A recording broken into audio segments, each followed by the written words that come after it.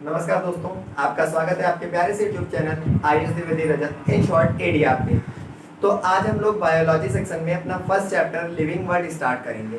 ठीक है, living word chapter start करने से पहले हम लोग आज थोड़ा सा बायोलॉजी के बारे में 1-2 मिनट में थोड़ा सा इंट्रो ले लेते हैं। तो देखिए, बायोलॉजी सेक्शन के अंदर ठीक है हम लोग अभी चैप्टर स्टार्ट करेंगे लिविंग वर्ड।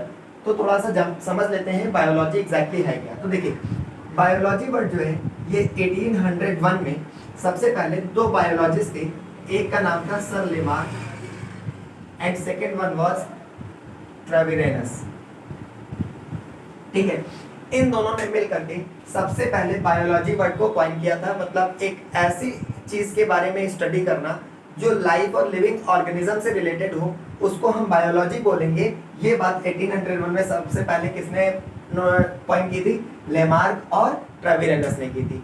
अब यहाँ पर आप देख पाएंगे बायोलॉजी वर्ड जो है वो मेनली 2 वर्ड से मिलकर बना हुआ है, बायो एंड लॉजी। ठीक है, बायो वर्ड एक ग्रीक वर्ड है जिसका मतलब होता है लाइफ, और लॉजी जो है वो भी एक ग्रीक वर्ड है, लोगोस, उससे मिलकर बना हुआ है और जिसका मतलब होता है टू स्टडी।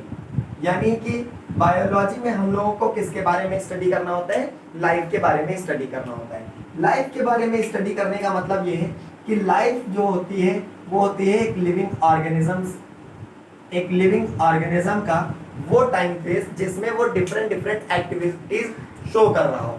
ठीक है, और जब वो वही डिफरेंट एक्टिविटीज शो करना कम बंद कर देता है, सारी एक्टिविटीज धीरे धीरे बंद हो जाती है, तो वो एक डेड ऑर्गेनिज्म में कन्वर्ट हो जाता है। तो यहाँ पर सिंपली लाइफ को समझने का मतलब है कि हमें यहाँ पर स्टडी करना है लिविंग ऑर्गेनिजम्स के बारे में।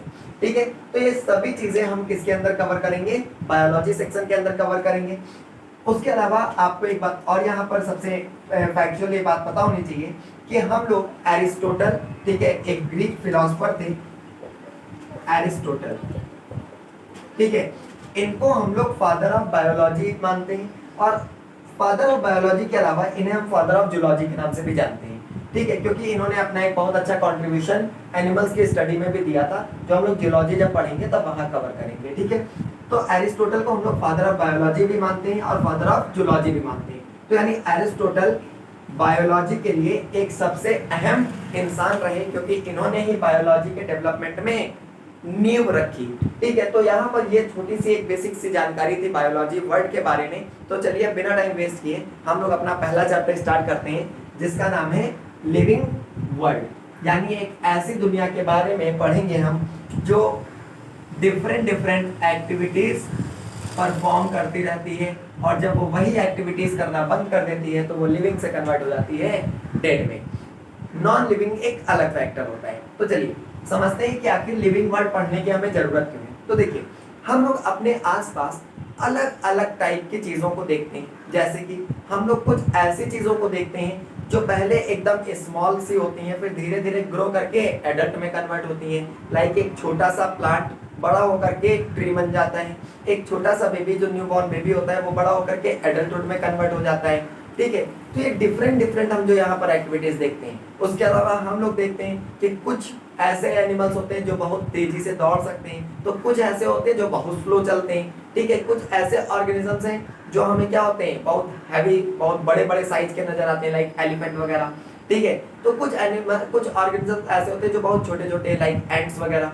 तो यहाँ पर हम डिफरेंट टाइप के ऑर्गेनिजम्स को देखते हैं, और वो डिफरेंट टाइप के ऑर्गेनिज्म डिफरेंट टाइप के हैबिटेट यानी अलग अलग एनवायरनमेंट में भी रहते हैं। जैसे कुछ रहते हैं पानी में यानी वाटर में, कुछ रहते हैं जो एयर में। ठीक है, कुछ ऐसे होते हैं जो लैंड में रहते हैं, लैंड में भी अलग अलग सिचुएशन पे। कुछ एक्सट्रीम कोल्ड जगह पर रहते हैं, तो कुछ एक्सट्रीम हॉट डेजर्ट्स में रहते हैं, तो कुछ एक नॉर्मल टेम्परेचर, तो कुछ ट्रॉपिकल एरियाज में। तो मतलब इतना ज्यादा हम लोग यहाँ पर वैरायटी देखते हैं, डाइवर्सिटी देखते हैं।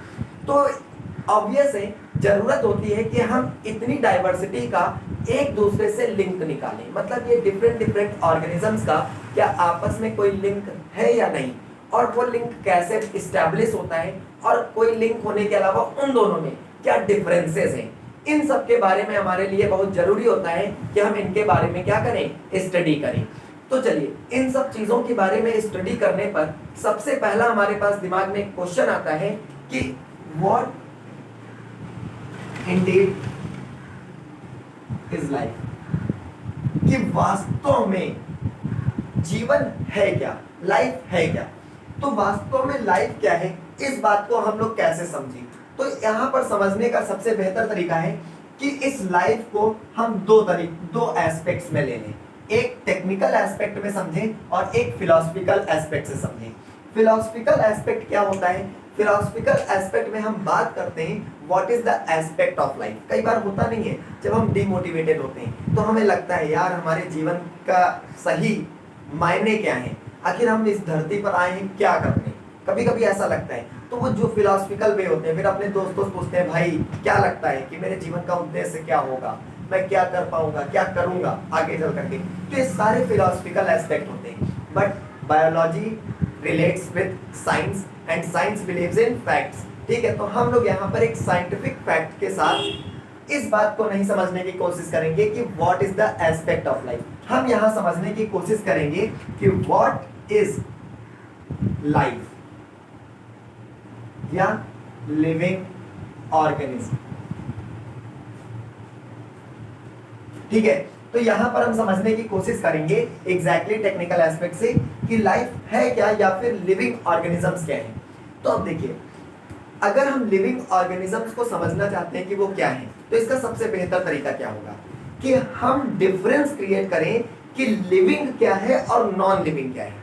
और अगर हम एक बार लिविंग के डोमेन से नॉन लिविंग चीज को निकालने में सफल हो गए तो हम मान लेंगे जितना भी रिमेनिंग चीज है वो क्या है, आपका लिविंग ऑर्गेनिज्म के अंदर आता है, लाइफ से कंसर्न करता है। तो यानी हम लोग यहाँ पर कोशिश करेंगे एक ऐसा क्राइटेरिया इस्टेब्लिश करने की कि जो लिविंग और नॉन लिविंग में डिफरेंशिएट करके दिखाए। जैसे कि जब हम लोग लिविंग ऑर्गेनिज्म को समझने की कोशिश करते हैं तो हम देखते हैं कि वो कुछ अलग अलग एक्टिविटीज परफॉर्म करते हैं। जैसे वो टाइम टू टाइम ग्रो करते हैं, ठीक है। उसके अलावा वो अपने ऑर्गेनिजम्स यानी इंडिविजुअल्स के नंबर्स को इंक्रीज करते रहते हैं, ठीक है। उसके अलावा वो क्या कर सकते हैं, सुन सकते हैं, वो क्या कर सकते हैं, रेस्पायर कर सकते हैं, वो देख सकते हैं। कुछ ऐसे भी होते हैं जो देख नहीं सकते, सुन नहीं सकते, लेकिन रेस्पिरेशन करते हैं, लाइक प्लांट्स वगैरह।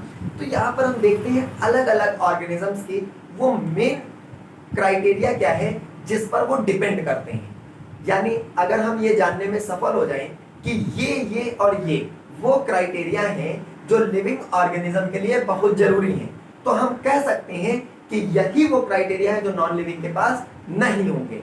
तो यहाँ से कॉन्सेप्ट बनता है दो टाइप के फीचर्स को डिफरेंशिएट करने का, एक कैरेक्टरिस्टिक फीचर और दूसरा कहलाएगा डिफाइनिंग फीचर। तो यहाँ पर क्या होता है कैरेक्टरिस्टिक फीचर और क्या होता है डिफाइनिंग फीचर, इसको समझते हैं। तो देखिए, कैरेक्टरिस्टिक फीचर्स और डिफाइनिंग फीचर्स क्या होते हैं। डिफाइनिंग, ठीक है। तो यहाँ पर कैरेक्टरिस्टिक फीचर और डिफाइनिंग फीचर्स को हम समझने की कोशिश करेंगे क्या होते हैं। देखिए, कैरेक्टरिस्टिक फीचर्स वो फीचर्स होते हैं, मैं आपको एक एग्जांपल के साथ सारे समझा रहा हूँ। जैसे कि अगर मैं आपसे कहूँ कि जैसे ये ए पर्सन है, ठीक है, ये ए पर्सन जो है वो खाना खाता है, ही कैन ईट, ठीक है। अब वो ईट करता है यानी खाना खाता है, और खाने के उसके दो तरीके हैं। पहला, ठीक है, वो सिर्फ और सिर्फ खाना ऐसा खाता है जो लिक्विड फॉर्म में हो। दूसरा हो सकता है कि वो खाना ऐसा खाता है जो सॉलिड फॉर्म में। अब यहाँ पर समझिएगा, एक पर्सन है जिसके अंदर एक क्वालिटी है कि वो खाना खाता है, सिर्फ नॉर्मली, ज्यादा दिमाग ना लगाइए, एकदम आसानी समझने की कोशिश करिए। अब हमने कहा ठीक है वो खाना खाता है, लेकिन वो खाना कैसे खा सकता है। एक पर्सन है जो या तो सिर्फ लिक्विड फॉर्म में ही खाएगा, एक पर्सन है जो या तो सिर्फ सॉलिड फॉर्म में ही खाएगा, ठीक है, या फिर दोनों फॉर्म में खा सकता है। कारण यहाँ पर समझने की कोशिश करते हैं। तो यहाँ पर हम ये कह सकते हैं कि जो लिक्विड फॉर्म में खाना या सॉलिड फॉर्म में खाना, ये एक टाइप से कैरेक्टरिस्टिक है, गुण है। मतलब उसने अपने अकॉर्डिंग ये सिचुएशन सेट कर रखी है कि भैया हम तो सिर्फ लिक्विड ही चीजें खाएंगे, हम सॉलिड नहीं खाएंगे। तो किसी ने कहा नहीं भैया हम सॉलिड ही खाएंगे, हम लिक्विड नहीं खाएंगे। तो ये दोनों प्रॉपर्टीज क्या कहलाएंगी, कैरेक्टरिस्टिक्स कहलाएंगी। यानी ये शायद लिक्विड किसी में हो तो सॉलिड में सॉलिड वाली प्रॉपर्टी ना हो, सॉलिड वाली हो तो लिक्विड वाली ना हो, या दोनों हो सकती है। लेकिन डिफाइनिंग फीचर क्या है, डिफाइनिंग फीचर ये है कि वो खाना खाना जरूरी है, ठीक है। यानी eating is defining feature and these are characteristic feature. मतलब क्या कि कैरेक्टरिस्टिक फीचर्स वो फीचर्स होते हैं जो किसी भी ऑर्गेनिजम्स के अंदर मौजूद हो, ये जरूरी नहीं होता, ठीक है। वो होंगे, ये क्वालिटी की तरह होगा, लेकिन वो जरूरी हो ये फिक्स नहीं होता। लेकिन डिफाइनिंग फीचर्स वो होते हैं जो किसी ऑर्गेनिज्म के अंदर हर हाल में ही होंगे, ठीक है। कैरेक्टरिस्टिक फीचर अगर किसी लिविंग ऑर्गेनिज्म के अंदर है तो हो सकता है किसी दूसरे लिविंग ऑर्गेनिज्म के अंदर ना हो और नॉन लिविंग के अंदर भी हो। लेकिन डिफाइनिंग फीचर वो फीचर्स होंगे जो सिर्फ और सिर्फ लिविंग ऑर्गेनिज्म के अंदर होंगे, नॉन लिविंग के अंदर नहीं होंगे। और लिविंग ऑर्गेनिज्म फिर वो चाहे जिस भी टाइप का हो, लाइक एनिमल, प्लांट या इवन एक बैक्टीरिया या वायरस ही क्यों ना हो, उनके अंदर भी वो डिफाइनिंग फीचर पाया जाएगा। हालांकि वायरस को बहुत से लोग मानते हैं कि these are sometimes non living organisms, ठीक है, वो अभी वायरोलॉजी में डिस्कस करेंगे। तो आई होप कैरेक्टरिस्टिक फीचर और डिफाइनिंग फीचर तो आपको समझ में आया होगा। तो चलिए स्टार्ट करते हैं ये समझने में कि लिविंग ऑर्गेनिजम्स के कौन से कैरेक्टरिस्टिक्स हैं और कौन से फीचर्स डिफाइनिंग हैं। तो यहाँ पर क्या कर सकते हैं हम, लिविंग ऑर्गेनिजम्स के अंदर कुछ फीचर्स होते हैं, मैं पहले उनको लिख दे रहा हूँ। एक इंपॉर्टेंट फीचर होता है ग्रोथ, सेकेंड इंपॉर्टेंट फीचर होता है रिप्रोडक्शन। देखिए आपको शायद कंफ्यूजन हो सकता है कि सर ग्रोथ और रिप्रोडक्शन ये दोनों अलग अलग वर्ड है या साइमल्टेनियस वर्ड्स हो सकते हैं। तो देखिए ग्रोथ और रिप्रोडक्शन ये दोनों डिफरेंट वर्ड भी हो जाते हैं और साइमल्टेनियस भी हो जाते हैं। डिपेंड करता है कि आप किस टाइप के ऑर्गेनिज्म की बात कर रहे हैं। अभी हम आगे बात करेंगे। जैसे ग्रोथ का मतलब क्या करना, ग्रो करना, यानी किसी चीज की क्वांटिटी बढ़ाना। रिप्रोडक्शन में भी यही होता है कि इंडिविजुअल्स की क्वांटिटी बढ़ती है। तो दोनों लग तो सिमिलर रहे ना, लेकिन कुछ बेसिक सा डिफरेंस है, वो अभी हम लोग बात करेंगे। थर्ड जो हमारे पास प्रॉपर्टी होती है वो होती है मेटाबॉलिज्म। फोर्थ होती है सेल्यूलर ऑर्गेनाइजेशन।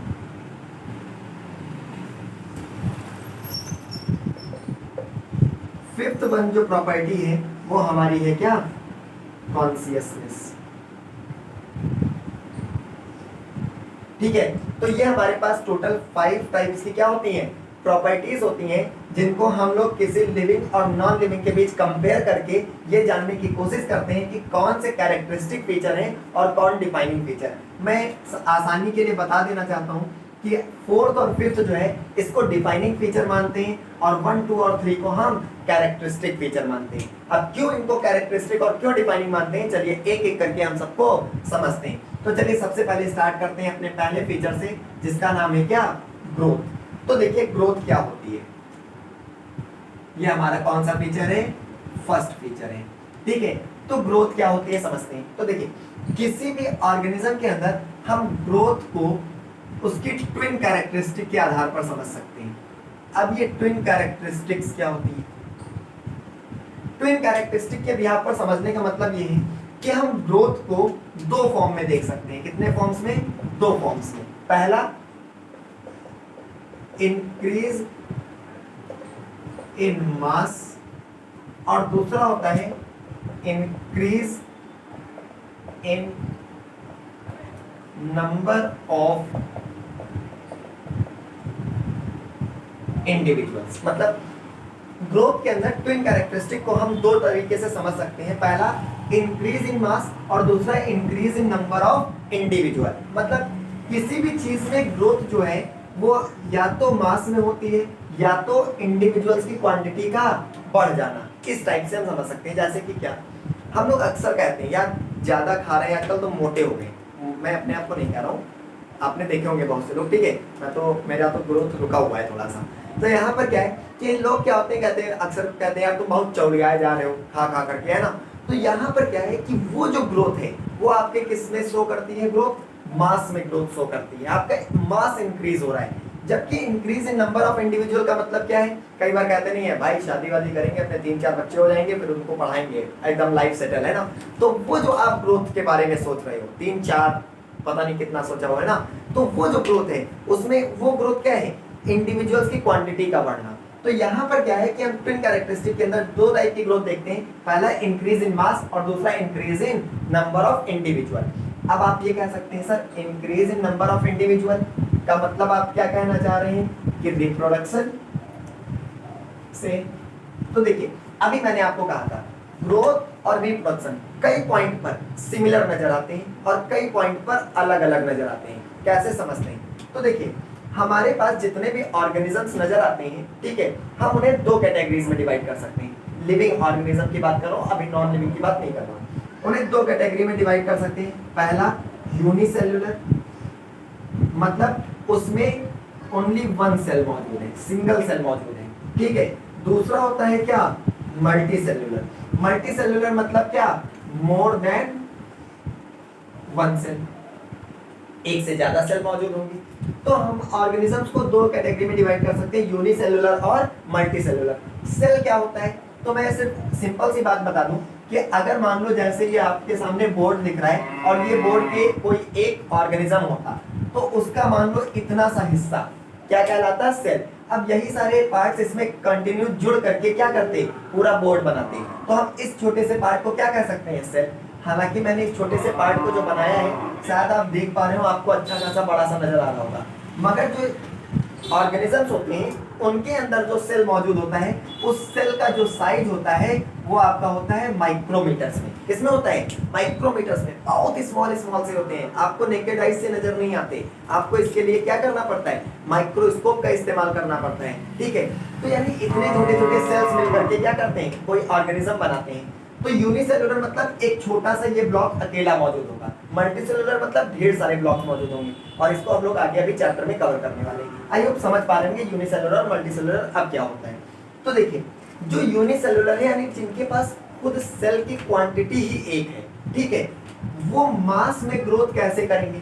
देखिए, किसी भी लिविंग ऑर्गेनिज्म के मास में जो ग्रोथ होता है वो इंक्लूसिव फिनोमिना है। इंक्लूसिव मतलब अंदर से होता है, ठीक है, ना कि बाहर से। अंदर से होने का मतलब क्या है? ये जो सेल्स होती है ना, यही सेल क्या करती रहती है? टाइम टू टाइम डिवाइड होती रहती है। मतलब एक सेल है, वो डिवाइड होकर के उसने कितनी बनाई? दो। फिर इन दो ने डिवाइड होकर के कितनी बना दी? दो और दो कितनी हो गई? चार। ऐसे, जिसको हम लोग माइटोसिस कहते हैं, ठीक है, अभी आगे समझेंगे। इस प्रोसेस से वो मास में क्या करते हैं? ग्रोथ करते हैं by the phenomenon of cell division, ठीक है। अब यही जब सेल डिवीजन का ग्रोथ जो है वो इंक्लूसिव प्रॉपर्टी ना होकर के एक प्रोडक्ट है जो इंडिविजुअल से अलग बॉर्न हुआ, जैसे कि एक बेबी पहले क्या होता है? मदर के फीटस में चल रहता है, फिर क्या होता है? 9 महीने बाद जब वो बाहर जन्म लेता है, फिर उसमें जो ग्रोथ होती है वो मदर और उस बच्चे के रिलेटिव नहीं होती है, वो अपना इंडिपेंडेंटली क्या करता है? मास ग्रोथ करता है। लेकिन मदर ने क्या किया? एक इंडिविजुअल को अलग से ग्रो करा करके नंबर ऑफ इंडिविजुअल बढ़ाया। तो वो प्रोसेस कौन सा था? रिप्रोडक्शन, ठीक है। तो यहाँ पर क्या होता है कि जो सेल डिवीजन होता है वो मास में ग्रोथ करता है। तो जो मल्टी सेल्युलर होते हैं उनमें ये सेल डिवीजन क्या होता है? इंक्लूसिव प्रॉपर्टी है, ठीक है। यूनिसेल्युलर में भी सेल डिवीजन इंक्लूसिव प्रॉपर्टी है, लेकिन यूनिसेल्युलर क्या करते हैं?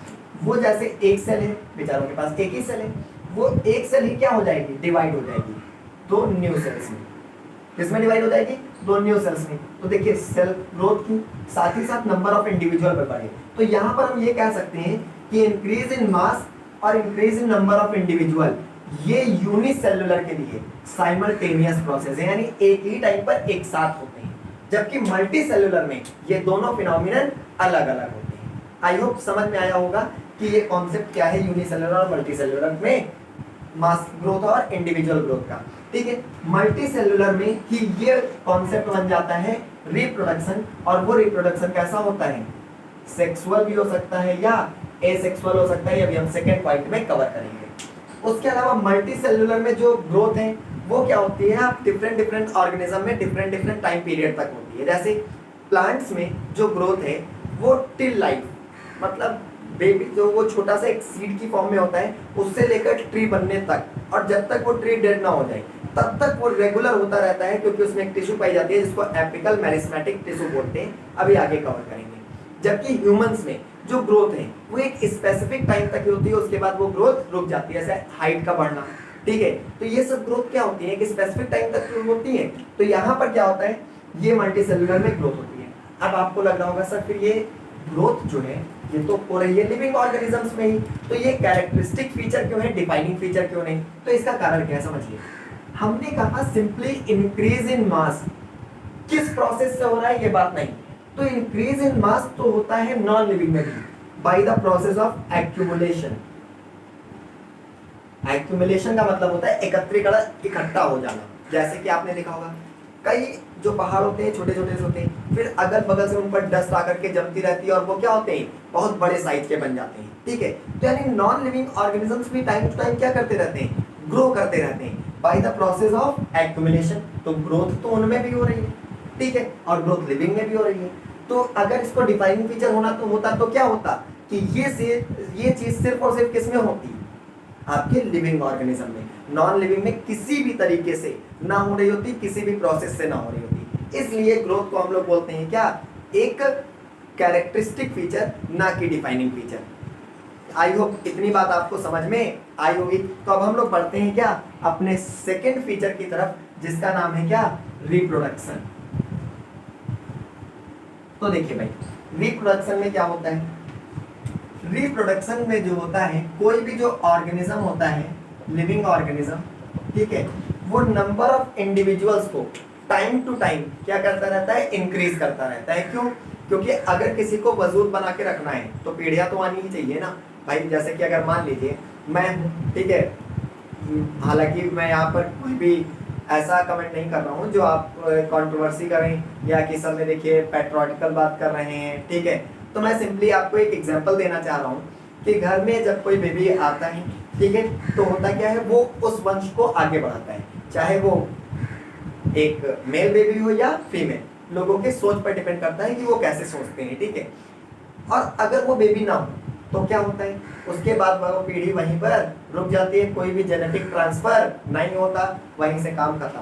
तो यानी आप मतलब कोई भी ऑर्गेनिज्म जो है वो अगर चाहता है अपने अस्तित्व को बनाए रखने के लिए, तो time to time new generations वो इवॉल्व करता रहता है, प्रोड्यूस करता रहता है। और ये प्रोसेस क्या कहलाता है, रिप्रोडक्शन कहलाता है, जो आगे हम लोग अभी समझेंगे।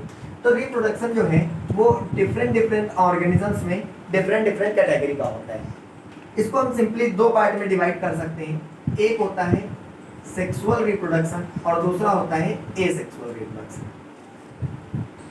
सेक्सुअल रिप्रोडक्शन क्या होता है, इसमें दो ऑर्गेनिजम्स एक स्पेसिफिक इंटरेक्शन के साथ इंडिविजुअल को जन्म देते हैं, तो वो प्रोसेस कहलाता है सेक्सुअल रिप्रोडक्शन। ये होता है मेनली आप देख सकते हैं एनिमल्स में, ठीक है, डिफरेंट ऑर्गेनिज्म में होता है, ठीक है। आप इसका सबसे बेहतरीन एग्जांपल लेना चाहें तो एनिमल में ले सकते हैं ह्यूमंस, ठीक है। उसके अलावा इसमें ऑब्वियस है एक मेल ऑर्गेनिज्म और एक क्या होता है, फीमेल ऑर्गेनिज्म होता है जो सेक्सुअल रिप्रोडक्शन करता है। हालांकि कुछ रिप्रोडक्शन में सिर्फ एक ही ऑर्गेनिज्म सफिशिएंट होता है, ठीक है। तो यहाँ पर क्या होता है, ये हो गया सेक्सुअल रिप्रोडक्शन। इसको जब हम लोग ह्यूमन फिजियोलॉजी पढ़ेंगे तब अच्छे से समझेंगे। अभी हम लोग यहाँ समझते हैं एसेक्सुअल रिप्रोडक्शन को। तो चलिए समझते हैं एसेक्सुअल रिप्रोडक्शन क्या होता है। तो देखिए एसेक्सुअल रिप्रोडक्शन में इसमें एक ही इकलौता इंडिविजुअल सफिशिएंट है न्यू जनरेशन के जन्म लेने में, ठीक है। अब एसेक्सुअल रिप्रोडक्शन को हम लोग यहाँ डिफरेंट कैटेगरीज में डिवाइड कर सकते हैं। एसेक्सुअल रिप्रोडक्शन,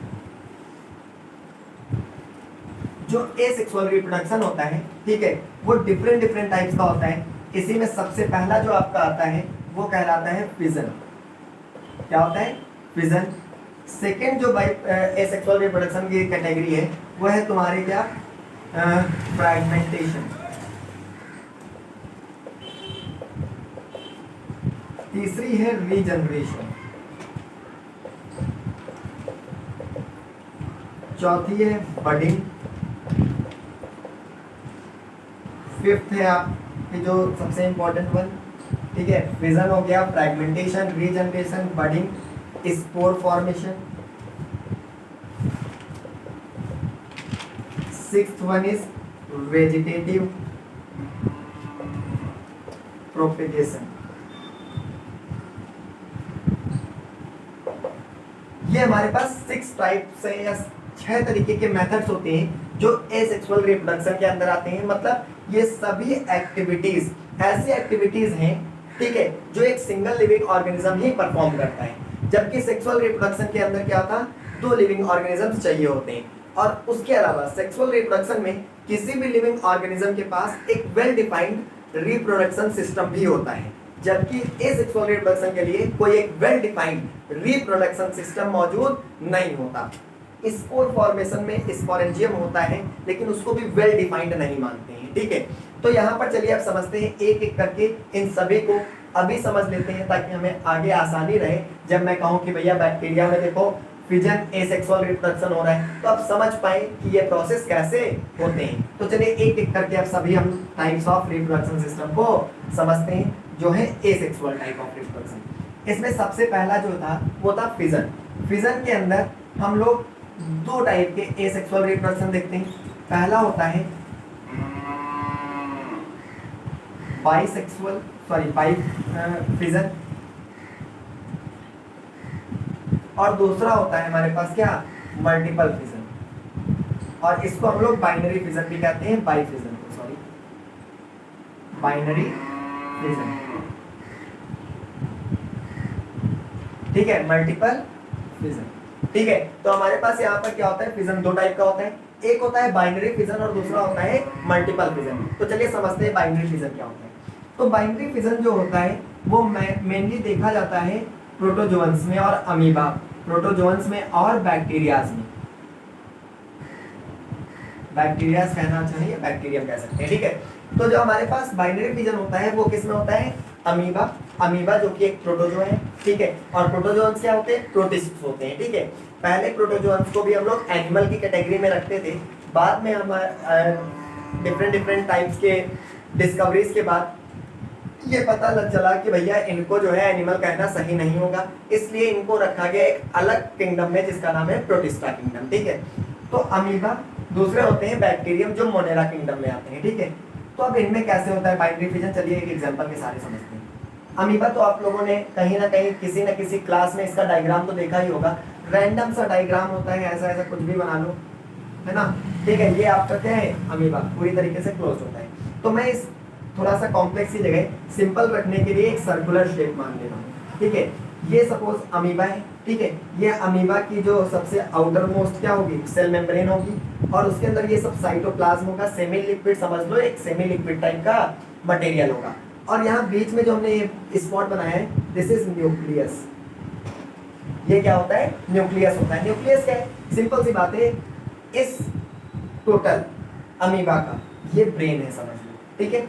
होता क्या है, जब ये अमीबा मैच्योर हो जाता है, ठीक है, और इसको लगता है भैया अब हमें रीजनरेट करना चाहिए, हमें क्या करना चाहिए, अपनी जनरेशन को आगे बढ़ाना है, तो क्या होता है, ये अमीबा जो है ये क्या करता है, इसका सबसे पहले ये न्यूक्लियस ब्रेक हो जाता है। न्यूक्लियस क्या हो जाता है, ब्रेक हो जाता है। अब समझिएगा, यहाँ पर जो न्यूक्लियस ब्रेक होगा तो वो जरूरी नहीं ऐसे हो, वो ऐसे भी हो सकता है, ऐसे भी हो सकता है। कहने का मतलब ये है कि वो किस प्लेन में होगा ये पहले से कोई फिक्स नहीं है, रैंडमली किसी भी प्लेन में हो सकता है। तो यहाँ पर सबसे पहले दो न्यूक्लियस, यहाँ पर न्यूक्लियस ब्रेक होकर के दो न्यूक्लियस जनरेट करेगा, ठीक है। अब होगा क्या, जब ये न्यूक्लियस जनरेट होगा तो ये न्यूक्लियस थोड़ा सा मूव करेंगे तो ये जो इसकी साइटोप्लाज्म है ये थोड़ा सा क्या होगी, ऐसे टिल्ट हो जाएगी, ठीक है। फिर टाइम टू टाइम और मैच्योर होंगे तो ये साइटोप्लाज्म क्या होगी, ये दोनों जो वॉल्स हैं एक दूसरे के और नजदीक आने की कोशिश करेंगे, मतलब कुछ ऐसा,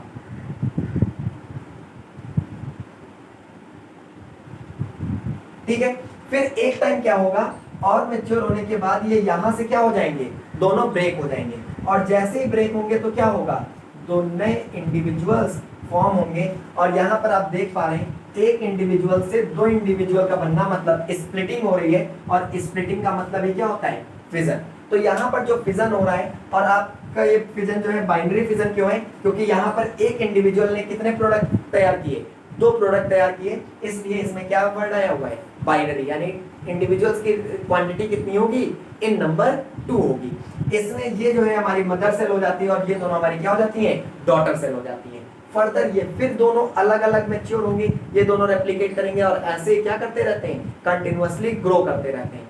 इसलिए अमीबा को हम लोग ऐसा मानते हैं कि ये सबसे एंशिएंट टाइम से हैं, और ये हमेशा रहेंगे क्योंकि इनके अंदर ये इंपॉर्टेंट क्वालिटी है। अब सेकंड होता है बाइनरी फिजन के अंदर ही मैंने बताया कि जो अमीबा है वो किसी भी प्लेन में टूट सकता है, लेकिन एक इंपॉर्टेंट प्रोटिस्ट है जिसका नाम है लिशमेनिया, ठीक है।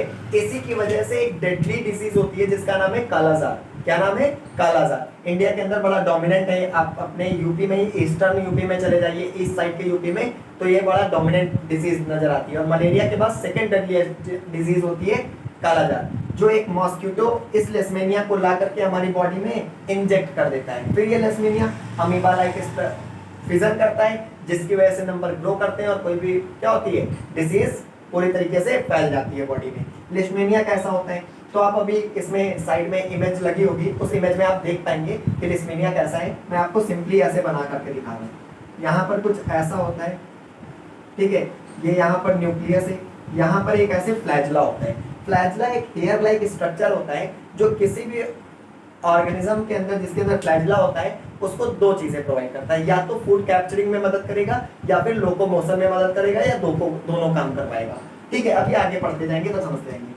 अब देखिए यहाँ पर क्या हो रहा था, ये ऐसे ऐसे न्यूक्लियस किसी भी प्लेन में ब्रेक हो सकता था, बट लेशमेनिया जो है वो सिर्फ इस प्लेन में ही, मतलब सिमेट्रिक पार्ट बना करके ऐसे दो पार्ट में टूट जाएगा, लेफ्ट साइड और राइट साइड में, कुछ ऐसा ऐसा। ठीक है, और इसमें क्या होंगे, अभी एक फ्लैजला था, अब इसमें कितने फ्लैजला जनरेट होंगे? दो। और जिस टाइम ये दोनों डिवाइड होंगे, ये फिर से क्या करेंगे, दो नए ऑर्गेनिजम्स जनरेट करेंगे, जिनके सेपरेट न्यूक्लियस और सेपरेट फ्लैजला होंगे। तो ये जो प्रोसेस है, ये भी हमारा क्या कहलाएगा, बाइनरी फिजन कहलाएगा। दोनों में फर्क क्या है कि इसमें जो फिजन हो रहा था वो कैसा हो रहा था, किसी भी प्लेन पर, रैंडम प्लेन पे हो रहा था, जबकि इसमें राइट लेफ्ट टाइप से हो रहा है। कोई डाउट है यहाँ तक? तो ये हो गया हमारा बाइनरी फिजन। मेनली किसमें देखा जाता है, प्रोटोजोन्स यानी प्रोटिस्ट ग्रुप के ऑर्गेनिजम्स में, ठीक है, और बैक्टीरिया, इन दोनों में ही क्यों देखा जाता है? कारण ये है कि ये दोनों ही हमारे यूनिसेलुलर हैं। कैसे हैं? यूनिसेलुलर, मतलब इसमें सिर्फ कितनी सेल मौजूद होती है, एक सिंगल सेल मौजूद होती है। तो चलिए अब दूसरा देखते हैं, मल्टीपल फिजन क्या होता है। तो मल्टीपल फिजन का सबसे बेहतरीन एग्जांपल है Plasmodium. Again it is a protozoa, ठीक है। प्लाज्मोडियम की वजह से भी आपको होता है क्या, मलेरिया जैसी बीमारी, ठीक है। मॉस्किटो जो होती है, आपने सुना होगा फीमेल मॉस्किटो, ठीक है, होती है, जो उठा करके हमारी बॉडी में इंजेक्ट कर देती है और बीमार पड़ जाती है। प्लाज्मोडियम में क्या होता है, ये भी एक यूनिसेलुलर ऑर्गेनिज्म है। इसमें एक सेल होती है, जैसे ये न्यूक्लियस है, ठीक है। इसमें होगा क्या, एक मैच्योरेशन के बाद, एक मैच्योर टाइम मतलब मैच्योर हो जाएगा, तो इसमें यहाँ पर क्या होता है, इस सेल मेम्ब्रेन के आउटसाइड एक टेम्परेरी सेल वॉल आ जाती है। क्या मौजूद होती है? सेल वॉल, जो इसको बर्स्ट होने से बचाती है, मतलब इसको बर्स्ट मतलब समझ लोगे ना, फूटने से बचाती है। फिर होता क्या है, मैच्योर होने के बाद ये जो न्यूक्लियस है ढेर सारे क्या करता है, ब्रेक होकर के स्पोर्स लाइक फॉर्मेशन करता है, जो इसके साइटोप्लाज्म में आराम से फ्लोट कर रहे होंगे। फिर जब ये फेवरेबल कंडीशन देखता है कि अब कंडीशन किसके फेवर में है, मेरे फेवर में है, तो होता क्या है, इसकी सेल वॉल जो होती है ये बर्स्ट हो जाती है, यानी ब्रेक हो जाती है। और जैसे ये ब्रेक होती है, ऐसा कुछ इसके अंदर के जो न्यूक्लियस लाइक मटेरियल था, यानी ये जो स्पोर्स थे, वो सब निकल जाएंगे कहाँ, बाहर। और यहाँ पर आप देख पा रहे हैं ढेर सारी चीजें आ रही हैं। फिजन कितने पार्ट्स में हो रहा है, अभी तक दो इंडिविजुअल बने थे, यहाँ पर ऐसे कितने होंगे, बहुत सारे इंडिविजुअल्स जनरेट होंगे। इसलिए इस टाइप के फिजन को हम क्या बोलते हैं, मल्टीपल फिजन बोलते हैं। तो आई होप आप लोगों को समझ में आ गया होगा फिजन का कॉन्सेप्ट। और फिजन में दोनों टाइप के कॉन्सेप्ट, बाइनरी फिजन और मल्टीपल फिजन। और ये दोनों फिजन वाला प्रोसेस किसमें होता है, यूनिसेलुलर ऑर्गेनिज्म लाइक प्रोटिस्ट और मोनेरा किंगडम के बैक्टीरिया में। चलिए अब अपना second asexual type of reproduction समझते हैं, जिसका नाम है क्या, फ्रैगमेंटेशन। देखिए नंबरिंग इधर उधर हो सकती है, ठीक है। फ्रैगमेंटेशन, ठीक है। अब फ्रैगमेंटेशन में क्या होता है, ऑब्वियसली नाम से पता चल रहा होगा, फ्रैगमेंट में ब्रेक हो जाना, पार्ट्स में टूट जाना। इसका सबसे बेहतरीन एग्जांपल है, एक एल्गा है जिसका नाम है स्पायरोगायरा, ठीक है। बहुत इंपॉर्टेंट एल्गा है स्पायरोगायरा, ठीक है। स्पायरोगायरा होता कैसे है, ये एक ऐसा, आप इमेज देख पा रहे हो स्पायरोगायरा की, ठीक है। यहाँ पर होगा क्या, एक ऐसा स्ट्रक्चर होता है, बीच में यहाँ पर कुछ नोड्स होते हैं, ऐसे मान लीजिए, इसके बीच में यहाँ पर साइटोप्लाज्म रहता है, ठीक है, फ्लोट करता रहता है। होता क्या है कि ये जो है दो अलग अलग मैच्योर होने के बाद, एक स्पेसिफिक टाइम के बाद, ये क्या होता है, ब्रेक हो जाता है दो पार्ट्स में, एक ऐसे और एक ऐसे।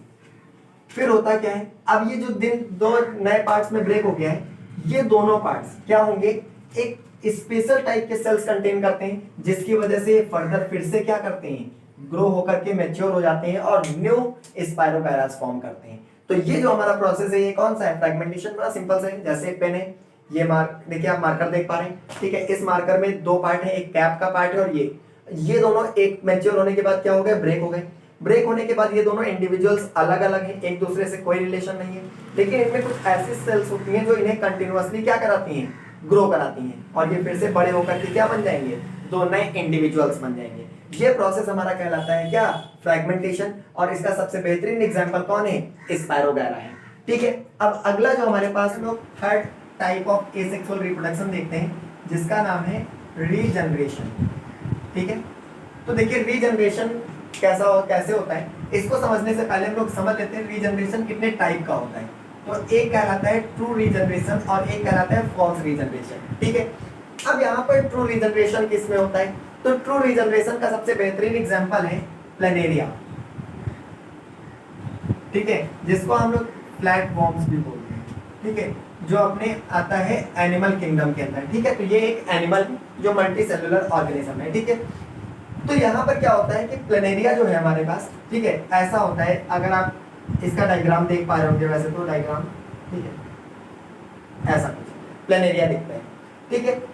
अगर मान लो एक्सीडेंटली किसी कारण से, यानी कोई बाहरी सोर्स ऐसा होता है जो इसको तीन पार्ट में या तीन से ज्यादा पार्ट में अगर ब्रेक कर दे, तो मान लो सपोज ये तीन पार्ट्स में ऐसे ब्रेक हो गया, तो एक पार्ट ऐसा जनरेट हुआ, ठीक है, एक ऐसा जनरेट हुआ, ठीक है, और एक ऐसा पार्ट है, ठीक है। तो यहाँ पर आप देख पा रहे हैं कि जैसे प्लेनेरिया था, इसको कितने पार्ट में ब्रेक कर दिया गया, तीन डिफरेंट पार्ट में अगर ब्रेक कर दिया गया, तो होता क्या है कि अब देखिए खास बात क्या है कि आपको पता होगा कि यहाँ पर कई सारी टाइप्स की सेल है, मल्टी सेलुलर है, तो डिफरेंट पोजीशन पे अलग अलग टाइप की सेल्स मौजूद होती हैं, ठीक है। लेकिन यहाँ पर ये जो तीन पार्ट्स अलग हुए हैं, इन तीनों के अंदर कुछ स्पेशल टाइप की सेल्स होती हैं जो ये कैपेबिलिटी रखती हैं कि इन तीनों को ऐसा शेप प्रोवाइड करना जो उसके मेन ऑर्गेनिज्म का था। मतलब ये जो हिस्सा है ये भी क्या होगा, एक स्पेसिफिक प्लेनेरिया जैसा बनेगा, प्लस ये भी जो है ये एक डिफरेंट ऑर्गेनिज्म बनाएगा, ये वाला भी हिस्सा क्या होगा, वैसा ही ग्रो कर जाएगा एक अच्छे खासे टाइम के बाद। मतलब ये तीनों जो होते हैं हिस्से, ये क्या करते हैं, देखने में अलग अलग थे, मगर इनके अंदर स्पेसिफिक टाइप की सेल्स होती हैं जो इनको सेम उसी आइडेंटिकल नेचर का बना देती हैं, जैसा कि ये मदर आपका कौन था, प्लेनेरिया था। तो ये टाइप का जो रीजनरेशन है ये कहलाता है ट्रू रीजनरेशन। क्यों, क्योंकि इसमें जो तीनों ऑर्गन्स इसके अलग हुए थे, ये तीनों क्या होते हैं, फिर पहली बात तो डेड ऑर्गेनिज्म नहीं बनते, दूसरी बात ये अपने पूरे उस बॉडी शेप को वैसा ही बना लेते हैं जैसा ये स्टार्टिंग में थे। तो ऐसा रीजनरेशन आप देख सकते हैं प्लेनेरिया में। अब फॉल्स रीजनरेशन का सबसे बेहतरीन एग्जांपल है लिजर्ड और दूसरा ह्यूमंस के अंदर लीवर। ये दोनों ऑर्गन्स, इनके अंदर कुछ ऐसे ऑर्गन्स होते हैं जो अगर ब्रेक हो जाए तो एक स्पेसिफिक टाइम के बाद अपने आप ग्रो कर जाते हैं। जैसे कि आपने देखा होगा, अगर छिपकली है उसकी मान लो पूंछ किसी जगह दब करके टूट गई, तो टूटा हुआ हिस्सा क्या होगा, जो छिपकली से अलग हो गया है वो तो डेड हो जाएगा, ठीक है। लेकिन जो छिपकली में कनेक्टेड जो पूंछ थी, अब वो कैसी, मान लो अगर ये पूंछ थी पूरी ऐसे, ठीक है, और इतना हिस्सा इसका टूट गया जैसे ये अलग, तो अब यहाँ पर आप जब देखेंगे एक लंबे समय के बाद उस छिपकली को दोबारा, तो आप देखेंगे उसकी ये पूंछ फिर से क्या हो गई है, ग्रो कर गई है। तो ऐसा जनरेशन क्या कहलाता है, फॉल्स जनरेशन, क्योंकि इसमें जो हिस्सा ब्रेक हुआ था वो कोई नए इंडिविजुअल में कन्वर्ट नहीं हुआ, बल्कि वो क्या हो गया, एक डेड ऑर्गन की फॉर्म में वेस्ट हो गया। तो ये हमारा होता है कॉन्सेप्ट किसका, रीजनरेशन का। तो हम लोगों ने पहले पढ़ा पहले पढ़ा हम लोगों ने fission, fragmentation and then regeneration. तो अब हम लोग पढ़ते हैं यहाँ पर fourth one type of asexual reproduction, that is budding, ठीक है। अब बडिंग क्या होते हैं, ठीक है, कहते नहीं है यू आर माय बडी, भाई अपन लोग दो जिसमें एक जान टाइप वाला है ना, तो वैसे ही यहाँ पर होता है। बडिंग किसमें होता है, तो बडिंग का सबसे बेहतरीन एग्जांपल है हाइड्रा और ईस्ट, जो आपने देखा होगा ब्रेड वगैरह में पड़ता है, बेकरी वगैरह, केक वगैरह में यूज किया जाता है, ठीक है। तो हाइड्रा और ईस्ट इसके सबसे बेहतरीन एग्जांपल है बडिंग के। हाइड्रा आप देख पा रहे होंगे डायग्राम में, हाइड्रा कुछ ऐसा होता है, ठीक है, ये एक्वेटिक होता है, एक एक्वेटिक ऑर्गेनिज्म है, मेनली पाया जाता है कहाँ, मरीन हैबिटेट में, ऐसा होता है इसकी, ठीक है। एक ही जगह से इसमें क्या होती है, डिफरेंट डिफरेंट, यहाँ पर इसके समझ लो हैंड्स लाइक स्ट्रक्चर होते हैं जिसको लोकोमोशन प्रोवाइड करते हैं या इसको सर्वाइव करने में, फ्लोट करने में मदद करते हैं, ठीक है। होता क्या है हाइड्रा के अंदर, इसके किसी एक पॉइंट पर, मान लो जैसे यहाँ पर होगा क्या, पहले एक छोटा सा ऐसे स्पोर फॉर्म होगा, फिर धीरे धीरे टाइम टू टाइम ये क्या करने लगेगा, ग्रो करेगा, और ग्रो करके एक क्या करेगा, न्यू हाइड्रा ऐसा फॉर्म करेगा, ठीक है। और ये इसी में तब तक कनेक्ट रहेगा जब तक कि ये वेल मैच्योर नहीं हो जाता। एक अच्छा खासा मैच्योर होने के बाद ये इसकी बॉडी से डिफरेंशिएट हो जाता है, अलग हो जाता है, और एक नए इंडिविजुअल की फॉर्म में फिर फर्दर क्या होता है, ग्रो करता है। तो ये हमारा जो होता है क्या होता है, बडिंग प्रोसेस होता है। बडिंग के अंदर खास बात क्या थी, अभी तक फिजन और बडिंग में फर्क क्या है, फिजन में क्या था, एक चीज थी वो दो पार्ट में ब्रेक होकर के फिर फर्दर वो क्या करेगी, इंक्रीज इन मास करेगी। इसमें क्या हुआ, ये अच्छा खासा इंक्रीज इन मास करता रहा, किससे, इससे कनेक्ट होकर के, और फिर अलग होकर के ये फर्दर ग्रो किया, इंडिविजुअल में कन्वर्ट हुआ। अब आप कहेंगे सर ये कुछ रीजनरेशन जैसा नहीं है कि उसका ही पार्ट टूट गया, तो समझिएगा यहाँ पर ये इसका कोई पार्ट नहीं था, एक छोटा सा यहाँ पर एक स्पेसिफिक टाइप का समझ लो स्पोर क्रिएट हुआ, जो धीरे धीरे बड़ा होकर के क्या हुआ, एक मैच्योर हाइड्रा में कन्वर्ट होकर के अलग हो रहा है, ना कि अलग हो करके ग्रो कर रहा है, दोनों में फर्क है। तो ये होता है हमारा प्रोसेस कौन सा, बडिंग। अगला जो हमारा फिफ्थ प्रोसेस है, टाइप ऑफ एसेक्सुअल रिप्रोडक्शन है, जिसका नाम है स्पोर फॉर्मेशन। अब स्पोर फॉर्मेशन क्या होता है समझिए, तो इसका सबसे बेहतरीन एग्जांपल है राइजोपस, जिसको हम लोग ब्रेड मोल्ड के नाम से भी जानते हैं, ठीक है। अब ये राइजोपस यानी ब्रेड मोल्ड क्या होता है समझिएगा, इसमें कुछ ऐसा स्ट्रक्चर होता है, ये इसकी स्टॉक होती है, ठीक है। यहाँ पर एक क्या होता है ऐसा, ठीक है, और यहाँ पर इसकी क्या होती है, ये रूट्स होती है छोटी छोटी सी, ठीक है। अब होता क्या है, ये जो हिस्सा है इसका, इसको कहते हैं हम लोग स्पोरेंजियम, ठीक है। स्पोरेंजियम में होता क्या है, इसमें एक अंदर छोटे छोटे ऐसे स्पोर्स प्रोड्यूस होते हैं। स्पोर्स मतलब छोटे छोटे से क्या होते हैं, दानेदार स्ट्रक्चर होते हैं, ठीक है, ऐसे ढेर सारे पौधे होते हैं। और इनको प्रोटेक्ट करने के लिए बाहर एक क्या होती है, लेयर जनरेट हो जाती है, जो इनको प्रोटेक्ट करती है एक्सटर्नल एनवायरनमेंट से। तब तक प्रोटेक्ट करती है जब तक उसके बाहर का एनवायरनमेंट एक बैड एनवायरनमेंट है, यानी इसके फेवर में नहीं है। लेकिन जैसे स्पोरेंजियम के जो आउटर मोस्ट लेयर है वो एक फेवरेबल कंडीशन पाती है, मतलब ऐसा लगता है अब ये बढ़िया एटमॉस्फेयर है, बढ़िया एनवायरनमेंट है, तो वो लेयर ब्रेक हो जाती है, और ब्रेक होकर के ये स्पोर्स को क्या कर देती है, रिलीज कर देती है। ये स्पोर्स एकदम छोटे छोटे टिनी टिनी होते हैं, क्या पता ये अभी भी हमारे आसपास ढेर सारे स्पोर्स क्या कर रहे हो, फ्लोट कर रहे हो। तो ये स्पोर्स कंटिन्यूअस एयर में फ्लोट करते रहते हैं और बहुत दूर दूर तक ट्रैवल कर करके ये नीचे आते हैं, फेवरेबल जगह मिलती है, वहां पर ये फर्दर फिर क्या होते हैं, ग्रो कर देते हैं, नए राइजोपस को ग्रोथ में मदद करते हैं। अब ब्रेड मोल्ड क्यों कहते हैं, होता क्या है, ये जो राइजोपस है, ठीक है, इसके जो स्पोर्स हैं ब्रेक होकर के हवा में टहल रहे होंगे, और अगर मान लीजिए आपने एक ब्रेड को बाहर रख दिया, ठीक है, तो ये राइजोपस के स्पोर्स उस ब्रेड में क्या हो जाते हैं, इंसर्ट कर जाते हैं, और एक फेवरेबल जब कंडीशन मिल जाती है तो ये क्या करने लगते हैं, ग्रो करने लगते हैं, इसलिए, और इससे ब्रेड खराब हो जाती है, इसीलिए इन्हें हम लोग क्या बोलते हैं, ब्रेड मोल्ड्स भी बोलते हैं। तो ये हमारा एग्जांपल हो गया किसका, स्पोर फॉर्मेशन का। तो चलिए बढ़ते हैं अपने next type of asexual reproduction, जो कि हमारा सिक्स्थ वन है, जिसका नाम है क्या, vegetative reproduction, vegetative propagation, vegetative propagation, sixth one, ठीक है। अब वेजिटेटिव प्रोपेगेशन में होता क्या है, इसका तो एग्जांपल आपने बहुत बार यूज किया होगा। जैसे आपने देखा होगा कई लोग क्या करते हैं, जैसे आपके यहाँ एक गुलाब का अच्छा सा पेड़ है, ठीक है, वो कहते हैं यार पेड़ बहुत अच्छा लग रहा है, तो कहते हैं तुम्हें घर पे लगाना है, तो करते क्या है, वो उसकी एक ब्रांच, एक जो उसकी साइड से ब्रांच निकली रहती है उसको ब्रेक कर लेते हैं, तोड़ लेते हैं, और उसको ले जा करके अपने घर में अच्छी जो न्यूट्रिएंट सॉइल होता है उसमें लगा देते हैं। थोड़े समय बाद वो क्या कर जाता है, ग्रो कर जाता है। ऐसा ही होता है बनाना के पेड़ में भी। ठीक है। तो यानी वेजिटेटिव प्रोपेगेशन में हम करते क्या है, किसी भी एक ट्री के, ठीक है, उसके स्टेम या उसकी लीव या उसकी रूट का यूज करके एक नए प्लांट को ग्रो करा देना, ये हमारा कहलाता है वेजिटेटिव प्रोपेगेशन। और इसके ढेर सारे एग्जांपल है, जैसे मैंने आपको एग्जांपल दिया बनाना ट्री, रोज, ये सब हमारे एग्जांपल्स हैं जो वेजिटेटिव प्रोपेगेशन के थ्रू नए इंडिविजुअल्स जनरेट करते हैं। तो ये हमारे थे कुछ टाइप्स ऑफ एसेक्सुअल रिप्रोडक्शन। ठीक है, चलिए आप जानते हैं हम लोग। तो अभी हम लोग पढ़ रहे थे जो, उसमें हम लोगों ने सबसे पहला जो फैक्टर पढ़ा था, फीचर पढ़ा था, वो था कौन सा, ग्रोथ। सेकंड था रिप्रोडक्शन, जिसके अंदर हम लोगों ने टाइप्स ऑफ रिप्रोडक्शन देखे। ठीक है, तो अब हम यहाँ पर टाइप्स ऑफ रिप्रोडक्शन में देख सकते हैं कि रिप्रोडक्शन के अंदर हो क्या रहा है, डिफरेंट लिविंग ऑर्गेनिज्म क्या करते हैं, नए इंडिविजुअल्स को जनरेट करते हैं। ठीक है, और ये हमारी रिप्रोडक्शन जो है वो एक कैसे फीचर है, कैरेक्टरिस्टिक फीचर है। ठीक है, अब हम लोग क्या करेंगे, पढ़ेंगे अपना थर्ड इंपॉर्टेंट फीचर जो कि है मेटाबॉलिज्म।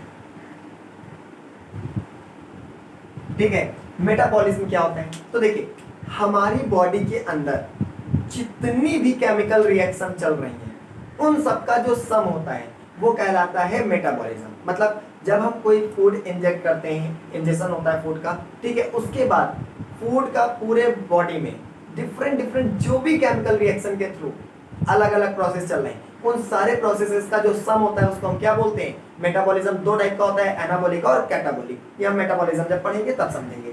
तो मेटाबॉलिज्म जो होता है, ठीक है, ये क्या है, हमने बताया हमारी बॉडी के अंदर हो रहा होता है। ठीक है, यानी इसको चाहिए होती है सबसे जरूरी चीज सेल्स। ठीक है, लेकिन जो मेटाबॉलिज्म होता है इसको हम बिना सेल सिस्टम के भी परफॉर्म कर सकते हैं, एक ट्यूब के अंदर भी। ठीक है, एक ट्यूब ले लिया, उसके अंदर भी हम मेटाबॉलिज्म यानी केमिकल रिएक्शंस को देख सकते हैं जिसमें कोई भी सेल सिस्टम इन्वॉल्व नहीं है। इसलिए हम कह सकते हैं मेटाबॉलिक जो फीचर है वो एक कैरेक्टरिस्टिक फीचर है। क्यों, क्योंकि यहाँ पर एग्जैक्टली लिविंग के अंदर हो, ये फिक्स नहीं है, नॉन लिविंग के अंदर हो सकता है या फिर जो लिविंग नहीं है उसके अंदर भी परफॉर्म कर रहा है। तो ये भी हमारा एक कैसा फीचर होगा, कैरेक्टरिस्टिक फीचर होगा। अब हमारे पास जो फोर्थ फीचर आता है, ठीक है, दैट इज सेल्युलर ऑर्गेनाइजेशन। ठीक है, सेल्युलर ऑर्गेनाइजेशन। अब ये सेल्युलर ऑर्गेनाइजेशन मतलब सेल्स का पूरा ऑर्गेनाइज्ड फॉर्म। ठीक है, अब देखिए यहाँ पर इसके बारे में हम ज्यादा डिस्कस इस क्लास में नहीं करेंगे। उसका कारण क्या है कि सेल्युलर ऑर्गेनाइजेशन के अंदर कॉन्सेप्ट बनता है सेल का, और हम तो पूरी साइटोलॉजी ही पढ़ने वाले हैं जो अपना अभी 4th या 5th चैप्टर होगा, तो वहां पर हम सेल्स के बारे में डिस्कस करेंगे। तो अभी बस इतना जान लीजिए, किसी भी लिविंग ऑर्गेनिज्म के अंदर सबसे स्पेसिफिक क्राइटेरिया ये है कि उसके पास चाहे सिंगल ही सेल क्यों ना मौजूद हो, उसके पास सेल जरूर होगा जो डिफरेंट फंक्शन परफॉर्म करता है, उसको एनर्जी प्रोवाइड करता है। ठीक है, तो ये इसलिए सेल को हम कह सकते हैं cell is the unit and function of life. तो ये तो हम अभी पढ़ेंगे ही आगे। सिक्स्थ जो हमारे पास, सॉरी, जो हमारा फिफ्थ होगा इंपॉर्टेंट फीचर, वो है कौन, कॉन्शियसनेस। जी हाँ, सोचने की क्षमता। ठीक है, या सेंसेशन महसूस करने की क्षमता या कोऑर्डिनेट करने की क्षमता। जो कॉन्शियसनेस है ये लिविंग ऑर्गेनिज्म का सबसे इंपॉर्टेंट डिफाइनिंग फीचर हो जाता है। क्यों, क्योंकि इवन जब मल्टी सेलुलर ऑर्गेनिज्म होता है तो एक सेल दूसरे सेल से जो बिहेव करती है या जो मदद मांगती है या जो उन दोनों के बीच इंटरलिंक होता है वो भी कोऑर्डिनेशन के थ्रू होता है, और वो कोऑर्डिनेशन के लिए सबसे जरूरी चीज होती है क्या, कॉन्शियसनेस। ठीक है, अब ये कॉन्शियसनेस डिफाइनिंग फीचर कैसे है, देखिए कॉन्शियसनेस क्या किसी एक पहाड़ के पास क्या कॉन्शियसनेस है, क्या सोचने की क्षमता है, समझने की क्षमता है, नहीं है। क्या वो एटमॉस्फेयर को सेंस कर पाता है, नहीं कर पाता। तो कहेंगे सर ठीक है, ह्यूमंस की बात समझ में आती है। प्लांट्स, बिल्कुल प्लांट सेंस करते हैं, प्लांट टेम्परेचर को सेंस करते हैं, प्लांट लाइट को सेंस करते हैं, क्योंकि प्लांट्स के लिए ग्रो करने के लिए फोटोसिंथेसिस चाहिए, यानी वो लाइट के सेंसेशन को समझते हैं। एयर होता है तो वो वैसा बिहेव करते हैं, उन्हें एयर भी चाहिए होती है रेस्पिरेशन के लिए। उसके अलावा इवन जो छोटे छोटे हमारे बैक्टीरियाज होते हैं, यूनिसेलुलर अमीबा वगैरह भी, वो भी कॉन्शियसनेस रखते हैं। क्यों, क्योंकि उन्हें ये पता है कि कौन से केमिकल को अंदर आने देना है और कौन से केमिकल को एक्सक्रीट करके बाहर निकालना है। तो यानी वो अपने आसपास के जितने भी एटमॉस्फेयर में केमिकल्स हैं उनको सेंस कर सकते हैं, उनके लिए कॉन्शियसनेस रखते हैं। और इन सारे ऑर्गेनिजम्स में ह्यूमन ही इकलौता ऐसा लिविंग ऑर्गेनिज्म है जो सेल्फ कॉन्शियसनेस, जिसके पास सेल्फ कॉन्शियसनेस है, मतलब वो खुद के बारे में समझ सकता है और वो खुद के बारे में जानने की कोशिश करता है और पढ़ता है। इसलिए ह्यूमंस को हम लोग क्या करते हैं, बाकी सभी ऑर्गेनिजम्स में सुपीरियर मानते हैं इस प्रॉपर्टी के बिहाफ पर। तो ये दोनों प्रॉपर्टी हमारी डिफाइनिंग फीचर्स हैं, और डिफाइनिंग फीचर है कॉन्शियसनेस के बारे में बता दिया। ये कॉन्शियसनेस कैसे वर्क करती है, यही तो पूरी बायोलॉजी है। सेलुलर ऑर्गेनाइजेशन क्या होता है, यही आपकी टोटल बायोलॉजी बन जाती है। तो चलिए, इतना आपको आई होप समझ में आया होगा। तो ये हमारे थे क्या, किसी भी लिविंग ऑर्गेनिज्म को डिफाइन करने के कुछ फीचर्स। अब इसी चैप्टर के अंदर हम लोग 2-3 और वर्ड्स के बारे में जान लेते हैं। उसमें सबसे पहला वर्ड हमारा आता है बायोडाइवर्सिटी। तो देखिए बायोडाइवर्सिटी क्या है। हम लोग देखते हैं कि डिफरेंट हैबिटेट्स में डिफरेंट टाइप के ऑर्गेनिजम्स क्या करते रहते हैं, मौजूद होते हैं। तो ये सभी जो डिफरेंट हैबिटेट में पाए जाने वाले ऑर्गेनिजम्स हैं, ठीक है, इन सबको हम लोग जो लिविंग ऑर्गेनिजम्स हैं उन सबको डाइवर्सिटी के बिहाफ पर क्या नाम दे देते हैं, बायोडाइवर्सिटी। मतलब बायोडाइवर्सिटी के अंदर हम लोग different type of living organisms के बारे में पढ़ते हैं और समझते हैं। तो ये हो गई बात बायोडाइवर्सिटी की। इसी में एक और वर्ड के बारे में हम लोग समझ लेते हैं, इकोलॉजी। इकोलॉजी क्या होता है, इकोलॉजी के अंदर हम लोग ये समझने की कोशिश करते हैं कि एक लिविंग ऑर्गेनिज्म का एक नॉन लिविंग चीज के साथ, मतलब उसके आसपास के एयर, लाइट, एटमॉस्फेयर, एनवायरनमेंट के साथ क्या रिलेशन है, क्या सिमिलरिटीज हैं, क्या डिफरेंसेस हैं। इन सबको जिस चीज के अंदर हम पढ़ते हैं उसको हम नाम देते हैं क्या, इकोलॉजी। फिर अगला हमारे पास एक और वर्ड बनता है, दैट इज नोमेनक्लेचर। अब देखिए नोमेनक्लेचर मतलब क्या, देखिए कई बार बड़ा कंफ्यूजन होता है, कुछ चीजों के नाम कहीं पर अलग, कुछ चीजों के नाम कहीं पर अलग। जैसे मैं आपको एक एग्जांपल देता हूँ, हम लोग जानते हैं कि जो खाते हैं रोटी गेहूं की, ठीक है, गेहूं की रोटी को कुछ जगह चपाती बोलते हैं, कुछ जगह फुल्का भी बोलते हैं। तो अलग अलग जगह पर इनके अलग अलग नाम हैं। तो कभी कभी बड़ा कंफ्यूजन हो जाता है। मान लीजिए हमारे यहाँ तो फुल्का होता है क्या, पकौड़ियों टाइप की चीज को बोला जाता है। अब मान लीजिए किसी के घर पे बैठे हैं, उसने कहा भैया फुल्का ले आए, अब मन में पानी आ रहा है कि चलो भैया आज कुछ आ रहा है बढ़िया, दही बड़ा बन करके टाइप आई क्या, रोटी, ठीक है। तो यहाँ पर क्या होता है, अगर किसी एक चीज के डिफरेंट जगह पर अलग अलग नाम होंगे तो इससे बहुत ज्यादा कंफ्यूजन क्रिएट होगा, समझने में कठिनाई हो सकती है।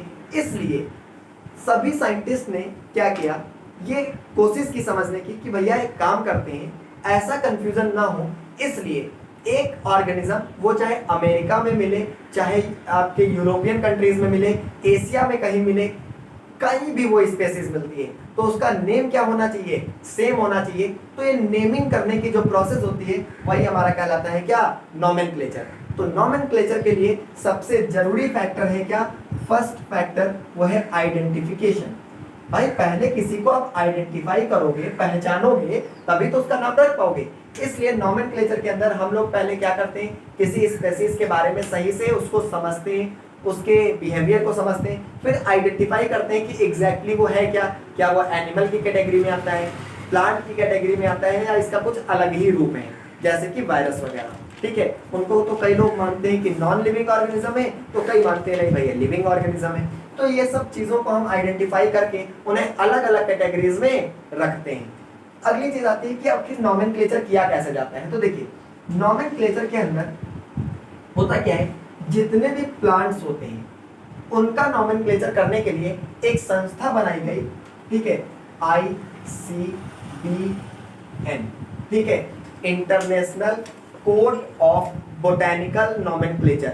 इसके अंदर क्या किया जाता है, प्लांट्स जो डिफरेंट होते हैं उनके क्या क्राइटेरिया होंगे, किस में रखना है, उनका नाम क्या देना है, ये सबके कुछ लॉज बनाए गए हैं वो ICBN में। ऐसे ही एनिमल्स के लिए है ICZN मतलब international code of zoological nomenclature, ठीक है। तो यहाँ पर क्या होता है, ये संस्थाएं ये बताती हैं, गाइडेंस प्रोवाइड करती हैं कि यहाँ पर भैया, और इनके पास रिकॉर्ड होता है कि ये स्पेसीज खोज दी गई है, ठीक है, तुम्हारे यहाँ मिली तो इसका नाम ये रख देना है सबको, ठीक है, अब तुम्हें अपना नाम नहीं उसमें इन्वॉल्व करना है। इसके अलावा इन लोग एक और बात के लिए तैयार हुई कि जब भी हम किसी स्पेसीज के डिस्कवरी करेंगे, ठीक है, तो उसका नाम जो हम लिखेंगे वो लिखेंगे बाइनोमियल नोमेनक्लेचर के बिहाफ पर।